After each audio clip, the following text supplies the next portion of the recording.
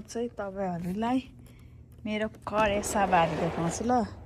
हाम्रोतिर चाहिँ एकदम जाडो छ अनि यस्तो छ कि चिसोले यस्तो हुन्छ कि तर हिउँ परेको छैन, अझै हिउँ पर्न बाँकी नै छ। उता चाहिँ ऊ चाहिँ साग टिपिरहेछ क्या यहाँ करेसा बारी। अहिले चाहिँ केही छैन, सिर्फ यहाँ लसुन रोपेको, लसुन र यो साग चाहिँ चिसोले केही नहुने रहेछ क्या। अब यो भोलि पर्सि क्या तातो हुँदै आउँछ नि, मौसम तातो हुँदै आएपछि मजाले खान मिल्छ। अहिले तर भयो नि, अलिअलि त खान मिलिरहेछ साग। उसले टिपिसक्यो, यति साग टिपिसक्यो उसले। तर यति धेरै छ क्या होइन लसुनहरू। भिडियो बनाएको नि मैले नि। साग टिपिरहेको छ यता। अनि यता नि छ धनियाँहरू नि छ। धनियाँ नि केही हुँदैन फेरि चिसोले। अनि सागहरू छ, साग नि केही हुँदैन चिसोले। अहिले चाहिँ यस्तो भइरहेछ। अनि जमिन तातिँदै आएपछि चाहिँ अनि यो सागहरू नि कस्तो मजाले निस्किन्छ झन्। अनि अहिले चाहिँ यस्तो छ। यो भयो नि यतिको नि हामीले टिपेर खाइरहेछ। यो खान मिल्छ नि त, एउटा दुईटा पातहरू अर्ग्यानिक। यो चाहिँ हामीले आफै रोपेको। अनि यस्तो छ यहाँतिर। अनि यो बोट चाहिँ मेरो भेन्टीको बोट थियो अनि यस्तो मर्यो। यस्तो चाहिँ चिसोले एक दिनमै मर्छ क्या चिसो भएपछि चाहिँ होइन। साग चाहिँ यति छ। अनि यो चाहिँ हामीलाई गरी महिना आएपछि चाहिँ अनि किन्नै पर्दैन साग, यहीँ मजाले खान पाइन्छ। यही सागले नै पुग्छ। अनि यो चाहिँ स्याउको रुख थियो, धेरै स्याउ फलेर ढल्यो। अनि यो चाहिँ पिचको रुख थियो यो चाहिँ। अनि यसमा पनि धेरै यसले रुखले थाम्न नसक्ने गरी फलेर रुख ढलेको। यति धेरै साग भएछ। पुग्छ है, टन्नै भएछ त साग त। अनि आज चाहिँ साग फ्राई गरेर अनि ढेँडो बनाएर अनि कुखुराको मासु बनाएर पुरा मुखबाम गर्ने भनेर सोचिरहेछ दुईजना चाहिँ। भयो डढ्यो क्या फेरि नि। अनि हाम्रो चाहिँ लसुन हेर्नु नि यत्रो भइसक्यो। अब यो चाहिँ अहिले चाहिँ यो चिसोले खासै बढ्दैन। पछि जमिन तातिँदै आएपछि कस्तो मजाले आउँछ, यो भरर आउँछ सागहरू नि कस्तो मजाले हुन्छ। अनि यो लसुन नि निस्किन्छ। यहाँतिर यो बिचमा चाहिँ केही रोपेकै छैन मैले, छेउछेउमा मात्रै रोपेको। अब भोलि पर्सि गर्मी महिना आएपछि त हाल्नुपर्छ नि तरकारीहरू। मजाले मैले तरकारीहरू रोप्छु यहाँतिर, देखाउने चाहिँ तपाईँहरूलाई। अब ऊ चाहिँ धनियाँ टिपिरहेछ चाहिँ यस्तै छ। बाहिरतिर यस्तो चिसो छ, यस्तै छ। अझ आज भोलि त 2 दिन भयो घाम लागिरहेछ मजाले। अझ घाम लाग्यो नि चिसो हुन्छ क्या चिसोमा त। एभ्रिवान नमस्ते सबैजनालाई, वेलकम छ मेरो युट्युब च्यानलमा। हजुरहरू सम्पूर्णलाई आज चाहिँ म लोकल कुखुराको मासु र ढेँडो बनाएर खान लागिरहेको छु। सबैजना हाम्रो घरमा चाहिँ आज। अनि म चाहिँ अलिकति भिडियो गर्न लागेको, किनकि मलाई भिडियो बनाएर राख्न मन लाग्यो कि। अनि घरमा बसेर खाएको। यता चाहिँ हामी मासु बनाइरहेछ। यो चाहिँ लोकल कुखुराको मासु फ्राई गरिसक्यो, यो चाहिँ बनाइरहेछ।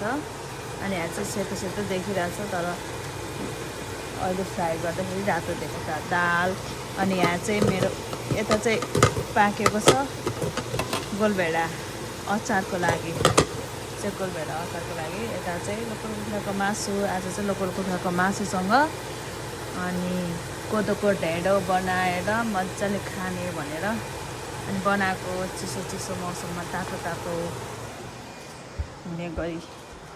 अनि यो चाहिँ हाम्रो अघिको साग, अघि बाहिर टिपेको साग। यो चाहिँ अघि पखालिसकेको, मैले कति टाइम लगाएर पखालेको, एउटा पिस गरेर पखालेको। अनि यहाँ काट्दैछ, उसले काटिरहेछ। एउटा पिस गरेर पखाल्नुपर्छ, किनकि यसमा सिप्ले किराहरू हुन्छ क्या बाहिरको। चिसो ठाउँमा त सिप्ले किराहरू धेरै हुन्छ नि त। अनि यता चाहिँ पाक्दैछ। ल यतिको भयो। अनि चाहिँ मासु चाहिँ यतिको पाक्दैछ, यतिको भयो। अनि यहाँ चाहिँ कसरी देखाउनु यसलाई तर यहाँ रातो रातो हुँदैछ यतिको भयो मासु अब यसलाई मजाले पकाउने अलि अलिक साह्रो हुन्छ अनि कराहीमा फ्राई गर्ने अनि कुकरमा हालेर एक सिटी लाउँदाखेरि चाहिँ ठिक्क हुन्छ क्या खानाले अनि यस्तो दामी हुन्छ कि अहिले चाहिँ यतिको भयो अझै यहाँ कराहीमा एकछिन पकाउने क्या अलि रातो रातो गरी पकाउनुपर्छ कराहीमा अनि मिठो स्वाद हुन्छ मासु पाक्यो यतिको बनाएको हामीले चाहिँ अब यता ढेँडो पाक्यो यता मासु पाक्यो अब हामी खाना लागेको मासु यस्तो देखिरहेको छ क्या मासु चाहिँ यस्तो दामी भएको छ ल अब पाकिसक्यो अब हामी चाहिँ खाने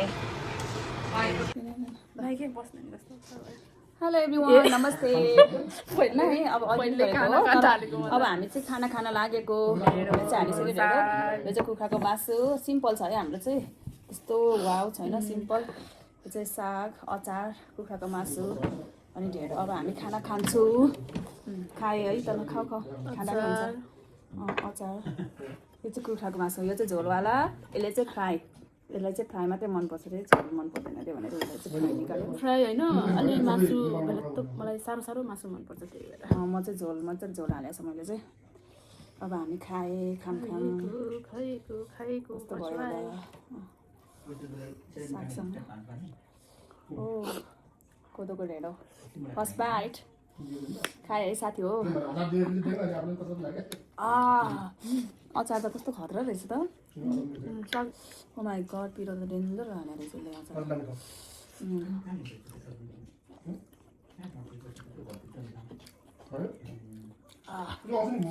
खतरा पिरो रहेछ अचार यसरी अनि यसमा चोप्ने अनि खाने चाहिँ झोलसँग साग चाहिँ अर्ग्यानिक हो हाम्रो बारीकै हो यो अघि टिभी हो कि हामीले दिउँछ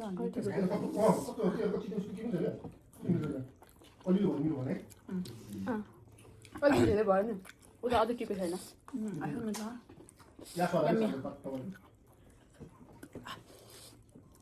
बारीको साग भएर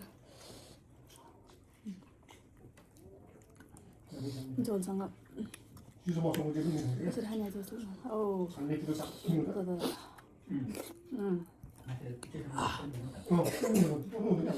लोकल कुखुराको मासु हजुर बोलेर खानु नबोली खान्छु हजुर नबोली खानु ए बोलेर खानु म नबोली खान्छु कसैलाई मनपर्छ लोकल कुखुराको मासुसँग झोल हालेर अनि कोदोको ढेँडो बनाएर यसरी चोपेर खानालाई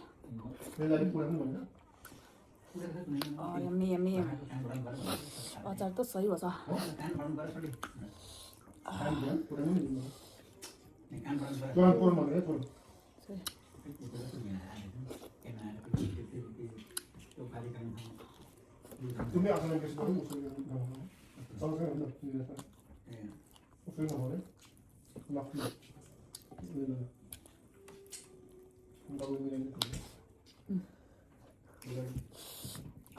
मिठो छ मिठो है मिठो भोक लाग्यो भने मान्छेले कति थोरै भात हालेको त थोरै भात हालेर ल्याएर दिन्छ मैले त्यही खाने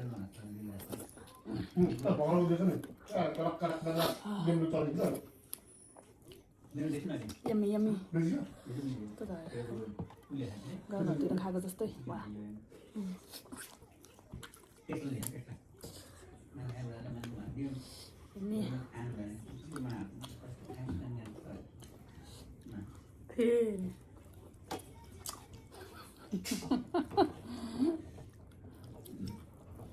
यसो गर उसो गर त्यहीँ पुग्ने त्यहीँ लास्ट त्यहीँ टुङ्गाउँछ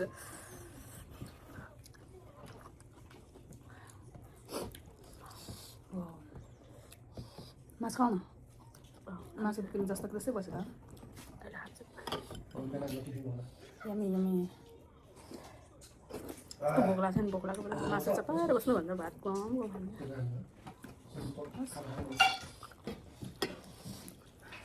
हालै चाटिरहेको छ उसले चाहिँ उसको चाहिँ कति छिटो सकायो उसले भात थोरै हालेको थियो नि त उसको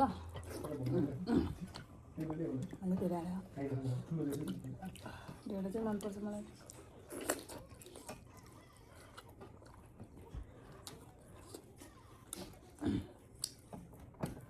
ढेँडो त मलाई साग फेरि अचार मात्रै भयो नि खान्छु म त ढेँडो मनपर्छ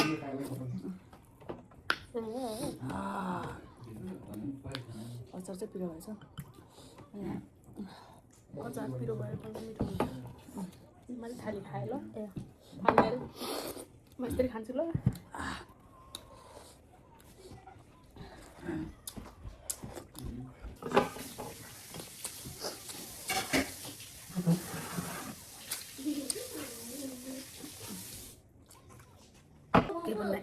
मासु खाऊ न मासु मासु खाएको छैन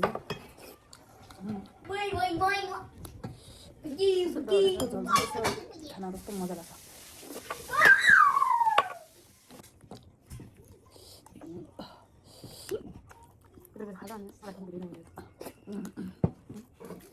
सक्यो आहा सक्यो आचारमा अलिअलि खाएको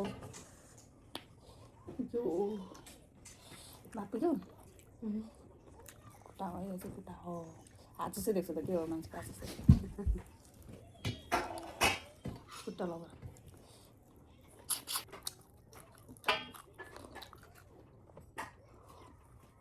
कति ठुलो अनुहार आएको कति ठुलो अनुहार आउनु अझै गएर लास्टको अब चाहिँ हाम्रो सक्यो मासु पनि सकायो सबै सकायो मिठो भयो कति पोरो भने खानेकुरामा त for bye bye bye bye bye bye bye everyone thank you for the watching खाइल लास्टसम्म हेरिदिनु भएकोमा धन्यवाद बाई खाइला हुन बिर्सेछ अब चाहिँ खाइला हुन नि एउटा हटी लिएर बाई